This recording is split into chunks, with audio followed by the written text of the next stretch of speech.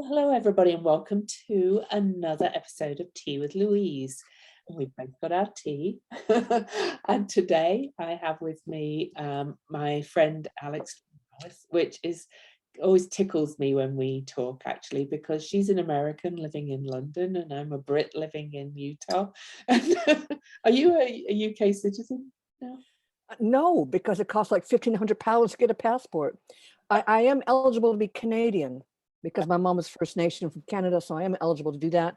But it's so expensive to go through these papers, and I hate being asked, as a Cancerian, I hate being asked all these personal questions about my life by strangers. It makes me very uncomfortable. I just don't have the patience for all those forms. That's 'cause being a Sagittarius stellium. I'm like, give it to me. Well, I thought I'd invite Alex on to talk about her books because I seem to be developing a theme with these Tea with Louise interviews of interviewing other astrologers who either are writing or have written books. And Alex has written two and is on her way to write the third, I believe. So I don't know if you just want to tell us a little bit about yourself first of all, and hold up your two books, and then we'll dive in deeper into the writing process and how on earth you've managed to write two books whilst also being a full-time teacher. So these are my two books. I'm very pleased about both of them because they're both done by the Wessex Astrologer. This is my first one, which was written way back in 2013. And it was written when I was working full-time as a teacher, but I had a very clear premise and a very clear methodology I wanted to follow. And this was Mirror Mirror, which is mostly written just around the time the pandemic started, but the editing process, because there's so much data in this, it took a long time to get it all finalized. So this is my baby born during the pandemic. But in terms of what I do, I am my mom has a little card that says, "When I grow up, I want to be a teacher," written when I was 6 years old. And it took me a long time. I've always been a teacher of some sort, growing up. But when I was at university, I eventually became a teacher of American Sign Language. But when I came to England, I had to start all over again. And so I came to the teaching profession a little bit later than the average teacher. Most teachers come into the profession straight after university. I came into it in my mid-30s. In the early 2000s, and I really struggled as a teacher, having my own children to take care of, and I didn't understand how the British school system worked at all, because I thought I was going to be teaching high school, which is 14 years and up, but in England it's actually 11 years and up. So I was looking at these little 11-year-olds coming in, thinking, "Gosh, those are really small little freshmen." Not realizing that they were 11 years old, not 14. I'm the opposite way around. I still don't really understand the US system. But anyway, I mean, it was so difficult. Not only was I a single parent, with all the problems that brings, but I got into it because I really thought that I'd have time to study astrology at the weekends. And of course, it took me maybe one weekend before I realized it wasn't going to work out. And there were loads of other problems. I eventually found myself in a Christian academy, and we all know what Christians think about astrology and why they're wrong. But that's another story altogether. It's your teaching year. Your practice, your first year as being a teacher is not easy. And there was a point, actually several points, where I just thought, I can't do this. This is not going to work out for me. I can't do it. I can't manage. And one day when I was teaching, I looked out at my class and I just thought, oh my gosh, you guys all have Jupiter in the same sign, and you all have Saturn in the same sign, and I have my own Jupiter, my own Saturn, and these things play off against each other. And it was an area of astrology that I don't think anybody had explored before. So I went through a whole Jupiter cycle of teaching, learning from each class that I taught, every year group that I taught. And when I was finished observing, I had enough material to write Growing Pains. But Growing Pains has recently had this resurgence, nearly 9 years after it was first published via a Pam Gregory interview. And it actually got to number 8 on the Amazon astrology books category, which to me was just phenomenal. I mean, I thought Growing Pains had had its day, and it was never going to see any sort of recognition, but it got this resurrection, as it were, from Pam Gregory. Oh, fantastic. Well, I have to confess, I still don't yet own either of your books because I've just got piles of books still. Look at my pile. And they're all in order too, so I can review them and stuff like that. But you can see it's my reading list and my stuff that I have to do, and just piles higher. For those, not complete astrology buffs in the thing, that was 12 years that that Alex was kind of witnessing a Jupiter cycle's 12 years, and it really fascinates me. I wish I'd had that book when my kids were little, I think, but it's still something I do want to read at some point. So kind of well, let's talk a little bit more about that before, and then we'll talk about Mirror Mirror as well, and then we'll talk about the whole process of writing, because I get a lot, as having written 3 books now myself, I get a lot of questions about the process of writing and publishing and all that kind of stuff. But just a little bit, if you can sum it up, about your kind of findings about Jupiter and Saturn in children and how to work with them. Yeah, sure. I mean, I think just to back up a little bit in that I'm kind of a research nerd, in that I think that there has to be secondary resources to back up your astrological theory, and then there has to be statistics to back up both of them. And so I was, in terms of secondary resources, I was very much influenced by Jean Piaget and Erik Erikson, early 20th century psychologists. And Piaget was really the first person who started working with children's psychology. So I followed his model in that children learn in stages. And I thought, okay, if that is true, then surely there must be a way that they learn in stages in astrology. And it is, and it's through Jupiter, because every 3 years, Jupiter, transiting Jupiter, will square its natal position every 3 years, or it's opposing, or it's got the waning square, and finally the return. So for every 3 years, there's a significant stage of development in terms of a child's learning. And so, if you're teaching a class, you might be teaching year 5, which you might not realize, they're 9 and 10-year-olds, that this is a significant stage of learning where they're starting to learn how to distinguish between reality and fantasy. So they're no longer afraid of the monster under the bed. They're afraid of the real life things like terrorism, their parents getting divorced, death, a pandemic. They're got the stuff they got to work through and decide whether or not it's real. And so I always feel particularly sorry for the children of that age group who had to go through the pandemic. They would now be 12, 13 years old, which is also a significant year. It's the Jupiter return, and they're coming into the other stage of development, which is to do with Uranus sextile its natal position.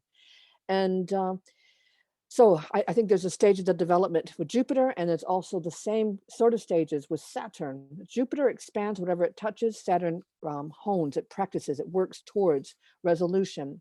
And the Saturn stages are every 7 years.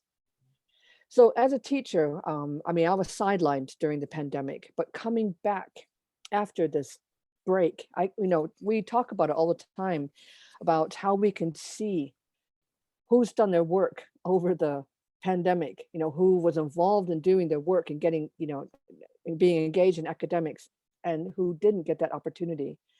So the distinguished, you could really see the how unlevel it all is, between those who have opportunities and those who didn't.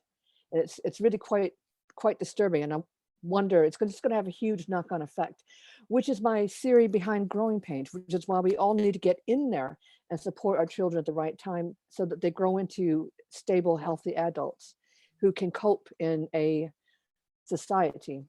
And yeah, there's a lot of things that really irritate me about the educational system. The first being that it's not meeting the needs of the children. because we treat children like they're prisoners. And also the whole entire system is based on the Industrial Revolution of the late 19th century, which is basically preparing children to work in factories. So, the definition of good behavior is sitting down, being quiet, and doing your work. It's nothing about independent research, doing your own thing, finding your own interests. It's just about fitting in to the curriculum. We may be starting to come away from that. Neurodivergent kids, so you can imagine how that did not fit. Yeah. Yeah. It's not a good system, but how can we make it better? I think astrology can at least address the important stages. And the other thing I do is I use a lot of statistics, and I use a lot of behavior data to help back up what I'm saying. And I can answer the question: do children misbehave more at the new moon or the full moon? Based on my behavior data. Which is it? It's the new moon, specifically the balsamic moon. And there's a lot, I got a lot more research to do. I accidentally became the person with the most data who could answer this question. There was a research study done. They had 600 behavior reports, maybe 400 behavior reports. I can't remember exactly, but it was significantly less than mine over two semesters of following this kind of stuff up. I have 7 years. I have 30,000 data entries. But I'm still working on it. And would a non-astrologically literate parent benefit from your book too? Yeah, because I don't use these statistics to to bend your mind. I use them in a way that can be understood, which is something else that I'm really pleased about both my books, in that you don't have to be a professional astrologer to understand what's going on. I wrote both of them with the intention of helping someone who has a bit of astrology interest into actually developing a little bit deeper interest into more important stuff. We tend to focus on the sun, which is important. I'm not dismissing it, but my books look at Jupiter and Saturn and make you, dive in a little bit deeper. And Mirror Mirror focuses on synastry, which is about the relationships and how, two people have working together with the transits of the film's release, which is when the public gets to see the film. So, extending that knowledge. So we're not just talking about, I love a good meme myself, but we want people to think beyond that. I think as astrologers, I love memes. I can't help it. Oh, I love memes too. But as we've both been practicing astrology for quite a long time, and we know that the cycles and the connections of the cycles are really kind of where the meat comes in. I think everybody starts by kind of looking at the natal chart as if it's kind of this static kind of being, but it's not. We're kind of growing and transforming, growing. Yeah. The natal chart is like the first shots that are taken of you as a baby. By shots, I mean pictures taken of you as a baby, and that you're not the same. Yeah, you're the same person, but you don't look the same as you were when you're a newborn baby. We grow and we develop, and we some of us grow faster than others, and some of us grow too much in others. In all the wrong places. I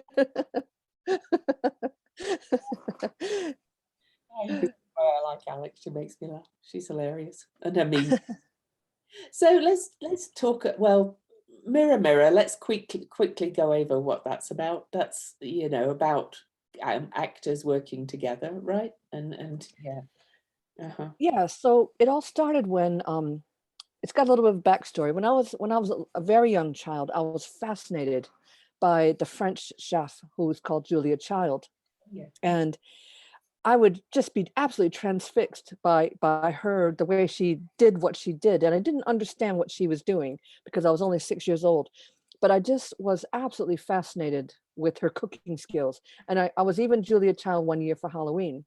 I was so fascinated with her. And I really hadn't understood what she was doing until I saw the movie Julia and Julia, which was her biopic. So Julia Child was played by Meryl Streep, who is quite an average sized actress, but Julia Child was 6 feet 2 inches tall. She was huge. So with clever camera angles, they got Meryl to look very tall. And she even got her lovely voice down just right. Julia Child has this way of strangling vowels and, making consonants do, flips and things like that. She's got a very unusual way of using her voice, but she did it in such a way that was so respectful. And I just thought, wow, I totally forgot that Meryl wasn't actually Julia Child. And so just for giggles, I thought, oh, let me look at their charts. Let me see, where the, what the synastry is like. And what I discovered would keep me busy for many years. I was just obsessed with seeing more and more biopics. And with every one that I saw, I just was like, wow, this is amazing. This is something. So I started writing about them just to entertain myself, really. And then pretty soon I realized I had a book there, and went back and did a few changes, and there's a lot of data in that book. So my publisher and I had to go over a lot of things and make things just right. But the end result has me more convinced than ever that there really is something, whether or not the actor and the real life person are aware of it. There is something going on there astrologically. And then I also put the transits for when the film was released. So you're looking at a tri-wheel, the real life person, the actor in the middle wheel, and the transits when the movie was released. And the transits for when the movie are released are important because that's when people start to see the movie for the first time. And those are really amazing as well. And I can't remember the specifics of Julie and Julia, but my other premise is if you admire somebody, you're going to have really good synastry to them too. And Julia Child and I have exactly the same ascendant at 6 degrees Gemini. Whoa. Yeah. And it's like that. And again, I can't remember exactly everything because there's so many numbers in here. Yeah. Johnny Cash and I, Johnny Cash is one of my favorite singers, and I believe it's his son square my ascendant or something like that. Something at 6 degrees Pisces that squares my ascendant. So there's all these things going on too. So mirror mirrors. If there's almost the same reaction if there's an opposition to somebody in the chart of a dislike? There were some movies that I watched over 200 biopics, and we eventually like selected down to just over 100. And the ones we turned away were like ridiculously historically inaccurate, like they died with their boots on, with Errol Flynn playing General Custer. And I hated that film, hated it. And I couldn't even describe the film without like my hatred coming out in it. Yeah. But there was I had a methodology, which was I was only going to look at the hard aspects, which is the conjunctions, squares, and oppositions, just so I'm not overwhelming the reader with every little detail. But there was one film that stands out as being an exception, and that was the movie Communion, which is about the writer Whitley Strieber, played by Christopher Walken. And that was not a book about opposition squares and conjunctions. It really was about the trines. So you got weirdo Christopher Walken, who I love, by the way. He's one of my favorite actors, playing this really weird premise.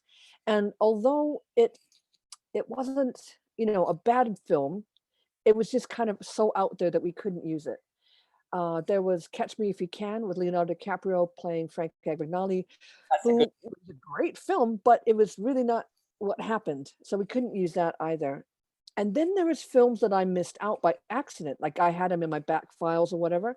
Angela Bassett playing Tina Turner, What's Love Got to Do with It? I was kicking myself because after Mirror Mirror came out, I was like, oh my gosh, how did that get left out? And The Doors, Val Kilmer playing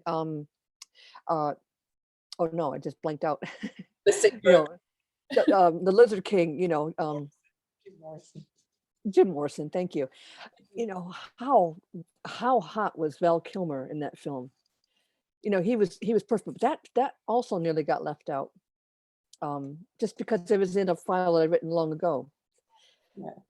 No, the only reason I asked was just because of my Sagittarius sun is exactly opposing the sun of a well-known person who I won't name, who I have a very visceral reaction to all the time, like triggered all the time. And it's a public person, and really I'm not that interested in celebrity generally, so it's kind of funny. But anyway. Well, you know what they say about oppositions? They're kind of like mirrors. Yes, exactly. You know, they're reflecting right back at you what you don't like about yourself. I hate So I hate what is reflecting back at me. It's our last actually.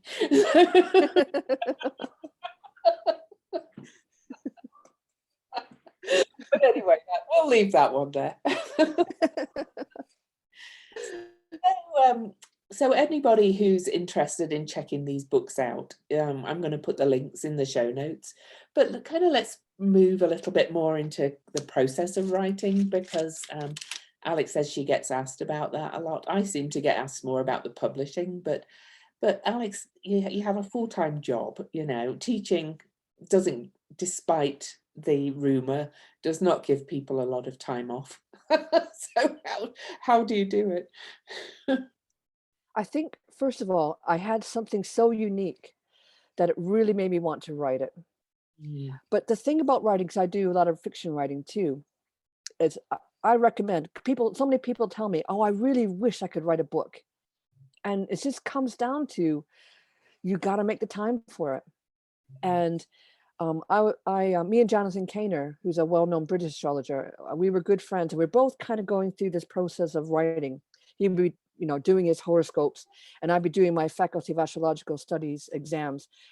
And he said to me, 3,000 words is a great limit. If you can do 3,000 words a day, that's a full day's work. And so I thought to myself, okay, if I'm doing a full day's work, I think 2,000 words per day is a reasonable limit for me. And you just have got to want to do it. And that means you've got to be organized. And I'm a Saturn in Pisces. I'm like, I struggle. Look at this pile over here. I am somebody who really struggles with being organized. And I just had to get over that.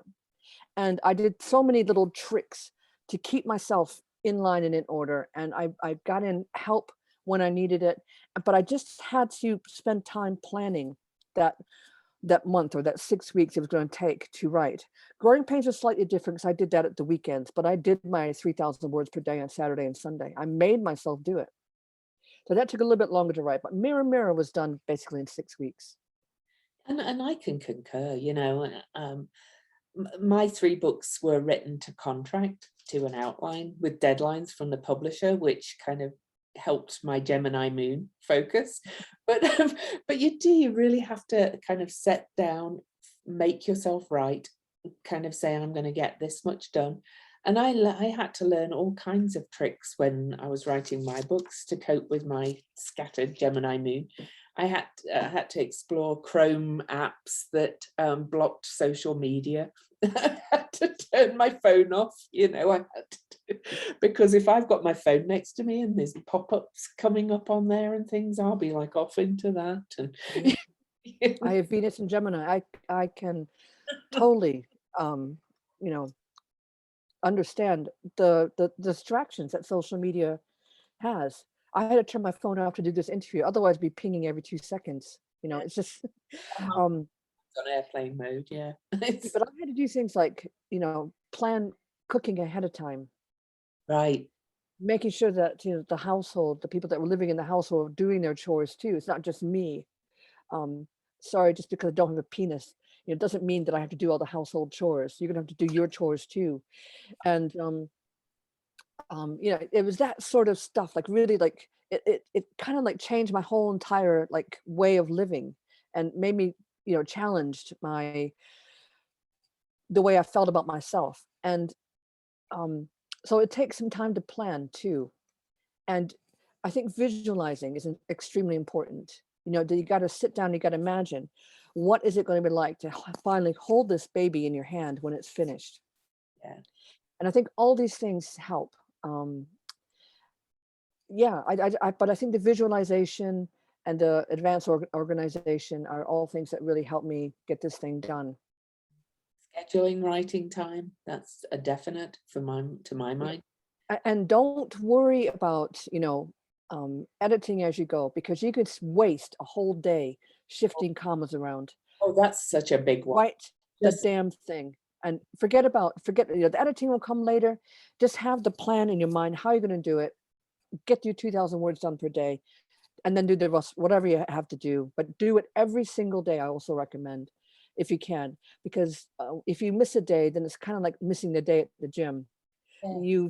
You kind of like, oh, I missed the day at the gym. Oh, I might as well take tomorrow off too. That's how we put on weight. And Yeah. They lose momentum if you yes, definitely. It's the Newton's first law of motion. and I definitely can concur with the don't edit as you go as well. I did that at the start of my first book because it was my first book and I wanted it to be perfect, and I was driving myself into the ground with it. Yeah. And you pay editors or you go back through it yourself afterwards and reread it, and there's always loads of edits, and edits even get missed at the end. There's no such thing as a perfect book either. So, all three of my books have got one error in them that really grates on me, because both myself and the editors all missed it. But that's all books. Now I read other people's books and go, an editor missed that. So imagine with Mirror Mirror, Oh, it has 100 movies, at least 3 charts for each movie, to go back and they're always updating data too. Like, Astro.com. Like I didn't have Margot Robbie's time of birth for no. Mirror Mirror when it first came out. Now it's available. And that drives me nuts because it would have been so important. It would have added so much more information. Because if I didn't have a person's data, time of birth, I use a noon chart, which I think noon charts are really just as, I know there's more detail in a timed chart, but noon charts have value too. And I don't think they should be discounted just because you don't have the exact ascendant. You still have the other planets. Especially for science and things like that. Yeah, but I agree. Well, maybe you'll do an updated edition in 10 years' time with her. But my publisher already said no way. so that brings me on to publishing too. I always get asked this question, especially by astrologers who want to publish a book. They always message me and go, "How did you get 3 books published?" Well, I was very lucky. My publisher works in a very different way and finds writers that they like to write to their outline. And of course, I had some creative input as to moving the outline around a little bit with discussion with the editor and things. But they found me, so I feel incredibly lucky. But how did you find your publisher? And I know who she is, but how did you agree with her that she would publish your book? There were a few, I mean, as a new author, first-time author, there were a lot of things that I didn't understand about writing a book. First of all, you as the author, you're the chief marketer. Oh yes, you are. There's nobody who knows your book better than you do. There is like, only you can push things. I mean, your publisher might, follow whatever you do and like your posts, stuff like that, but you have got to come up with the content yourself, and you got to, be ready with, what is going to work. So I was different to you.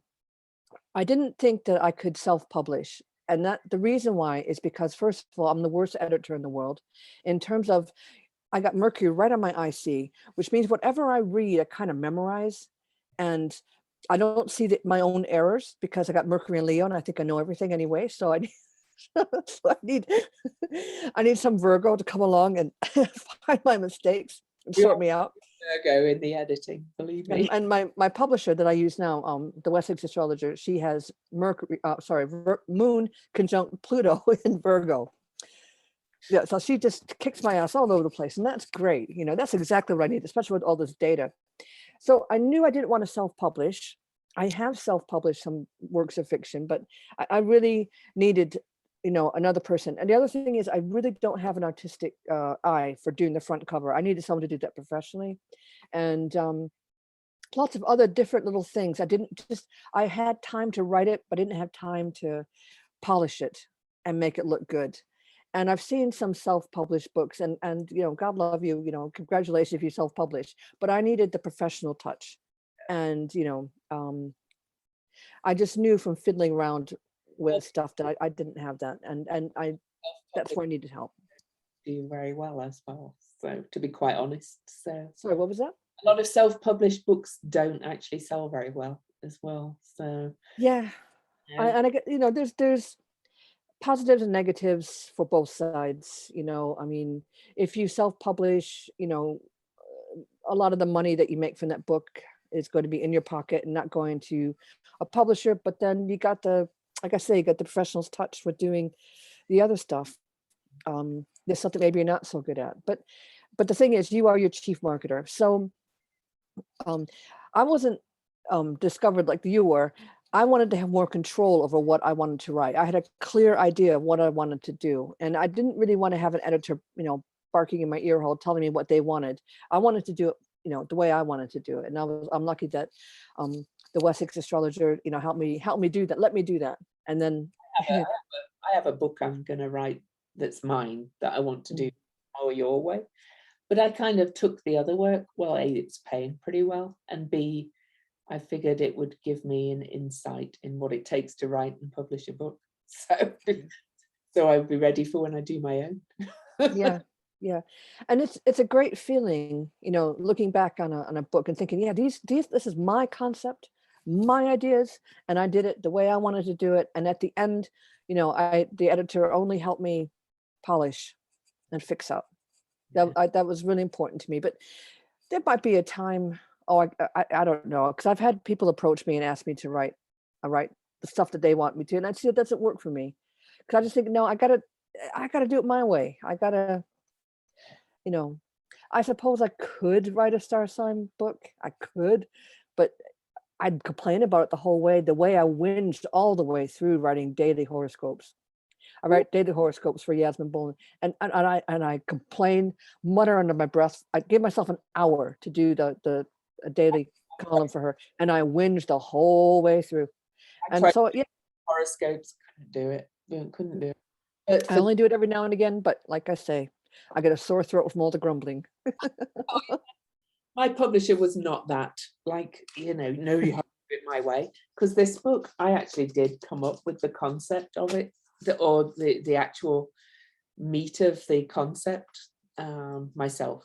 And I went to the editor and said, what do you think of this? And they were like, oh, we knew we were the right writer. Anyway, so, it wasn't that not creative, to be quite honest. I had to like the outlines. I didn't just do it for the money.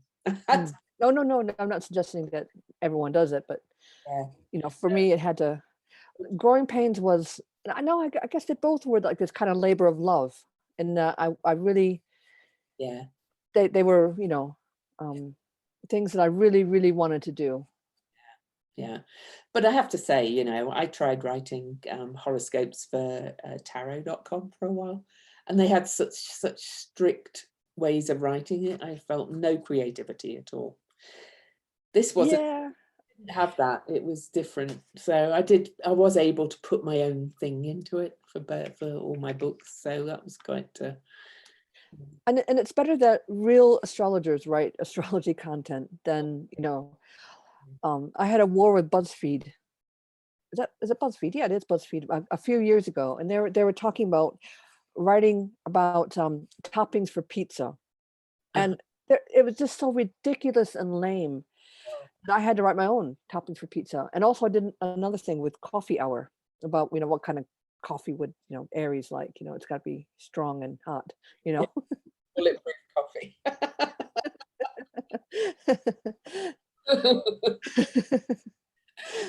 Oh, so we've still got lots of time left. So I'd love to explore a little bit. You said you might do another book too. I saw you said on social media. What's in the offing for you? I got a few things on. I'd like to, do a bit more mirror, but I think my publishers had enough of me on that one with all the data. So that might just have to be like extended on my website. But I'm doing a book on Jupiter cycles called Zeus on the Loose, which Ooh, is a bit like Growing Pains is both Jupiter and Saturn, but Zeus on the Loose would concentrate solely on the learning process. And the other one was The Wolf You Feed, which is about the Saturn process. So those two are out there. I am kind of coming to a stage in my life where I really want to go back to writing fiction. Right. I don't want to leave the astrology world behind, but I just kind of feel I need to But less get data that up.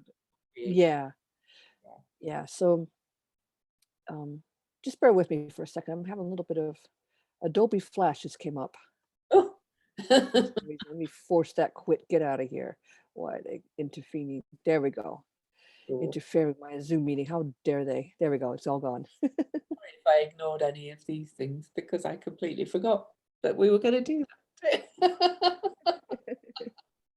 So, I'm always working. I always got something I'm working on. Um, but I'm still teaching, and I'm kind of in the final few weeks. We're still in school here in the UK. We're in school until the end of July, around the time of my birthday, which is uh, um, the third week of July is when we leave school over here. So I'm still teaching, and it's very hot, and I'm very easily distracted by the nice weather. It's so nice to just take a long walk through the park at the end of the day, and go to the pub, of course.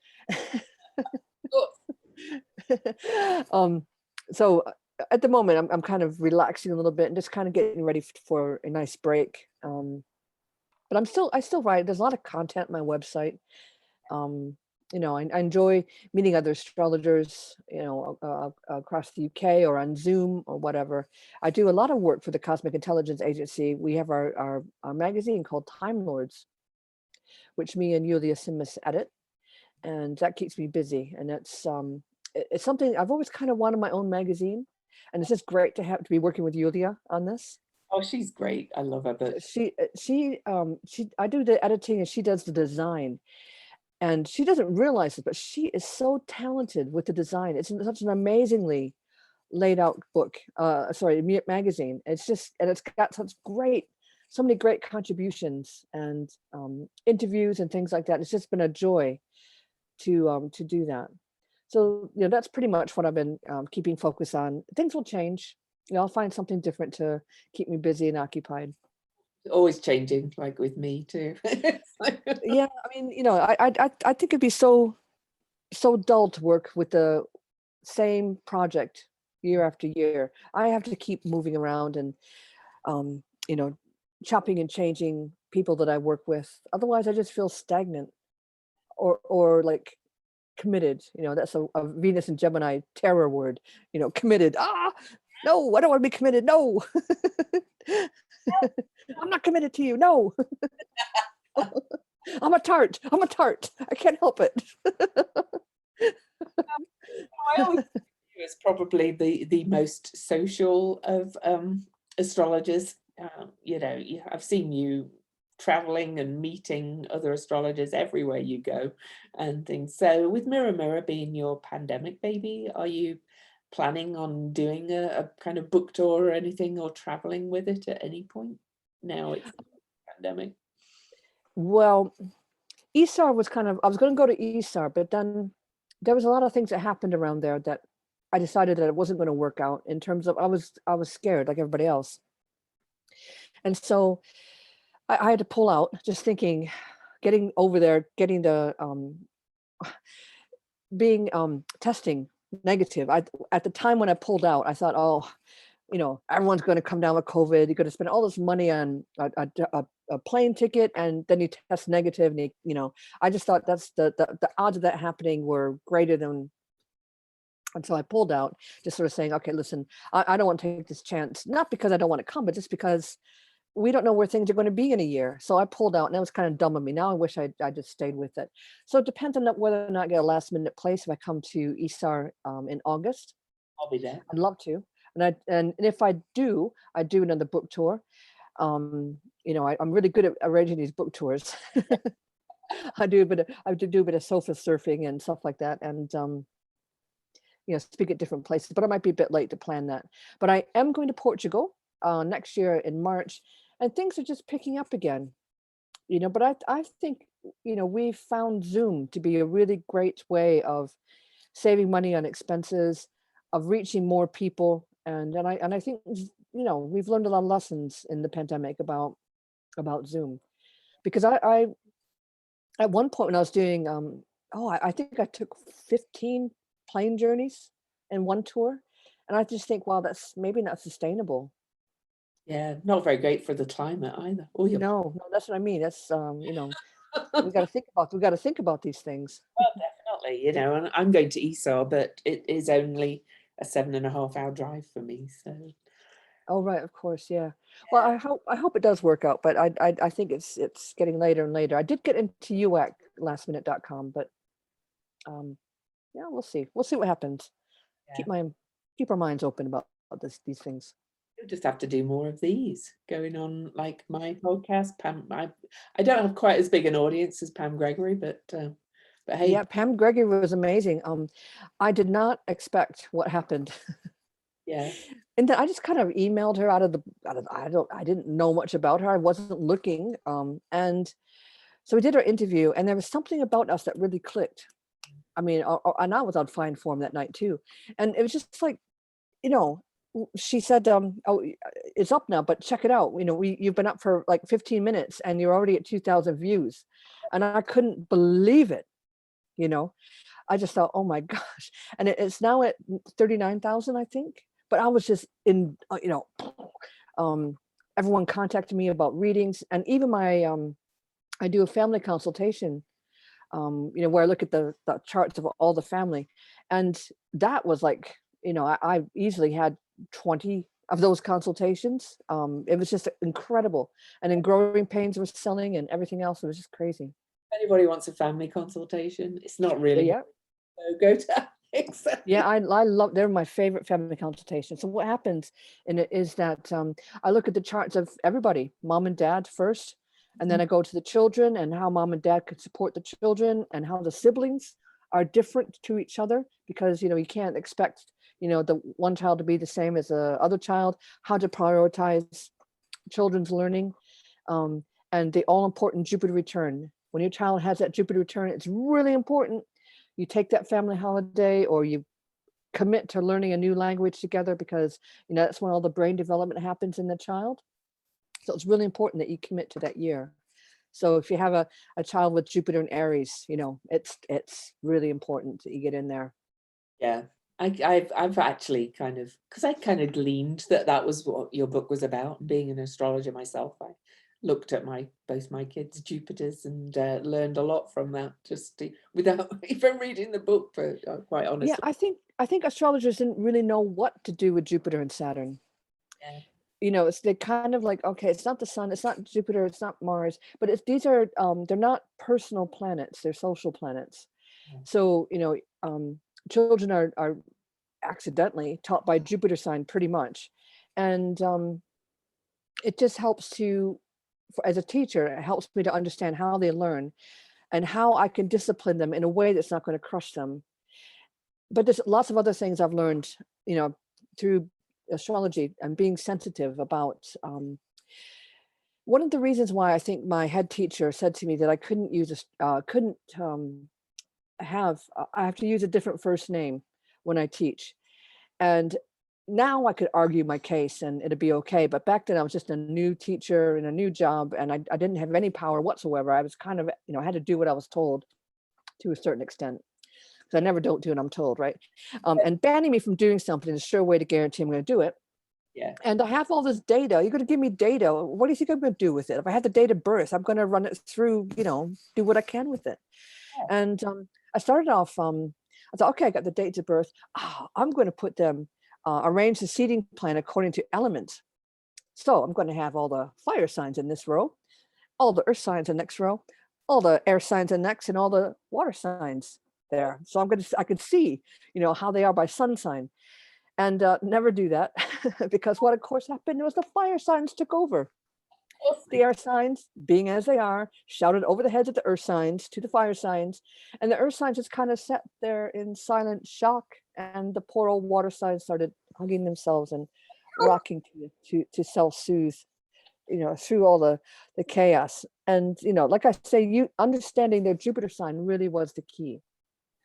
And it's not about giving them what they want. Working with Only playing to their strengths. It's about understanding the weaknesses too, which is where Saturn comes in. Saturn helps me understand, okay, so here's how I can build on their strengths and strengthen their weaknesses as well. And so that's how I worked as a teacher. It just helped me understand, what I could do more. And teachers use all sorts of things. They use Myers-Briggs, they use, name it, right? Color therapy, they use everything. Oh, okay, well, why not astrology? And I could see why, star signs didn't work, but there's lots of different things you can do with astrology that I think can really be helpful to helping a teacher organize themselves. And as I already mentioned, as a Saturn in Pisces, I'm not well organized. I needed that. I needed to Definitely. I'm happy to paddle along the shores, take my shoes off and, splash through. But to really get me to dive in, I got to be either pushed in and submerged underwater, or someone's got to be drowning and I got to go out and save them. That's the nature of Saturn and Pisces. And I love the approach of how you've used it for educational purposes. But just as a parent myself, I mean, my girls are adults now. One is actually 22 tomorrow. She's a solstice baby. Anyway, 0 Cancer years. Anyway, I was thinking it just can really, astrology and this approach could really help you just understand how to work with your kids. I'm always kind of wary though when I get a parent coming and wanting a reading for their kids, because I'm wary of parents going away and saying they're going to be this. So I love your approach of this is how we can work with help the child with their strengths and their weaknesses, rather than this is what they are and this is what they will likely to do with their life. Yeah, we got to be careful about that because, we don't want to encourage too much helicopter parenting or tiger parenting. I'm not sure what do you call it in the States, but that idea that, your future is set in stone, because it's not. That environmental factors and hereditary factors play a huge part in, how a person ends up, which is why I like doing my family consultations, because I can work with the parents to play to their strengths too, so that they become better, more focused disciplinarians. Because people say that children don't come with the owner's manual, but I argue yes they do. You just have to know how to read it. I'd say it's right. She's that one. Yeah, and it's not really my big focus. So if you want somebody to look at the whole family together, go to Yes, thank you. And I love it. I totally love it. I just love, I love that level of kind of it's not quite problem solving. It's kind of like preventing problems before they the majority of parents that I talk to are parents first time the oldest child is 13. That's when parents come to me, because that's when the 13-year-old is when they're really starting to show their defiance, and my behavior data backs this up. Children of that age group are far more often in trouble for not doing what they're told than the other year groups. And also they're more likely to listen to their friends than their parents and teachers. They've outgrown parents and teachers. So for parents and teachers, it's really important that you have those discussions around sexuality, around rules and expectations. And it's important for parents, before the children reach that age, that they have the discussion around what do we expect around rules like alcohol, driving, where do you draw the line? I use the example of, you got a Catholic parent and a parent from the Salvation Army get married. They can't possibly foresee that their issues are going to be around alcohol consumption when that child reaches the age of 13 and wants to experiment with a friend, because the Catholics are like, hey, it's okay. We use this in our religious ceremonies. And the Salvation Army person is going to be like, oh, no, we're teetotalers, and it's going to cause a huge problem. And you can see it's going to cause a huge problem in the parents' relationship, because Catholic parents like, it's okay. Salvation Army parents like, oh my God, what's wrong with you? It could be a deal breaker before you even know it. And you have a child that you have together, and the child is here and needs to be dealt with. You can't put the child back. It has to be dealt with. Parents don't think about these things before. Well, and you can say whatever you like to people. Oh, it's a tough job being a parent. And they're going to think to themselves, oh, I could do a better job than my mom and dad. Oh, they're so flawed. They're so, they don't know they didn't know what they were doing. But I'm going to be different. You could tell, again and again and again. But, fortunately, parents future parents also come to me, and this is also one of my favorite readings. Is they talk about what they want for the children and how they want to be parents together, and I think that's really quite powerful too. That's amazing. Me and my husband actually did that together. We actually Oh, talked. that's I remember sitting in the pub because we were in England then. And talked for hours about what we wanted for our kids and what kind of parents we wanted to be, and But anyway, not all parents do that. You're right, and it's no. Sometimes the children have a way of sneaking up on you. exactly Just whoops. Oh, it works. because I was older when I had kids. I was like I'd thought about it a lot, and I'd nannied and looked after other people's kids. So anyway, I will put the links in the show notes, but where can people find you? You can visit me on my website, www.alextrenoweth.co.uk. My surname is Trenoweth, and we'll put that link in there so you can find me and my books. I'm always happy to have conversations, answer questions and things like that. And I'm on all social media as Alex Trenoweth. You can find me. I've been saying Trenoweth. I've been saying your name wrong. Well, no, it's just don't call me Trenoweth. I hate that. Oh, I'll accept Trenoweth. Um, my friend Barbara Dunn, who is Cornish, says that's the actual pronunciation, but I say Trenoweth, but the Trenoweth thing I can't take. it must come from me understanding the Cornish name, and the books are available at all major booksellers. Yeah, they're on Amazon. Take a photo, write a review. Those things are always so important for astrologer authors, that you do these things for us. And I'm always saying, please, please, please leave me a review. Take a photo. Send me a photo so I can share your photo. yeah, it's so important for us. I don't know if people realize, just how important that is. It's such a competitive market. I've become much more of a reader Tart. of other people's books since. Oh, yeah, me too. Yes, sorry, not a tart. Yes, a supporter of other people. Yes. Well, well, Alex, it's been a real pleasure having tea with you. Thank you Oh, for. yes. Same to you. I'll see you online. Okay. And Hopefully at Easter, though. Fingers crossed. don't forget to, maybe at ESA, but everybody else, please don't forget to subscribe to my channel. Maybe share the video and enjoy the chat. Don't put like button. That's important. Subscribe, like button. Yes, and the bell so you get Oh, notified. yep. Videos going up. Don't hit that one. I don't know why people bother doing that. If you don't, Because they're mean. Because they just turn it off. yeah, I think you can turn it off. You don't want to listen to the haters. Get rid of the haters. Goodbye, haters.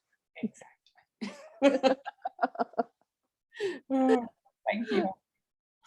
Thank you, Louise. Okay. Take care.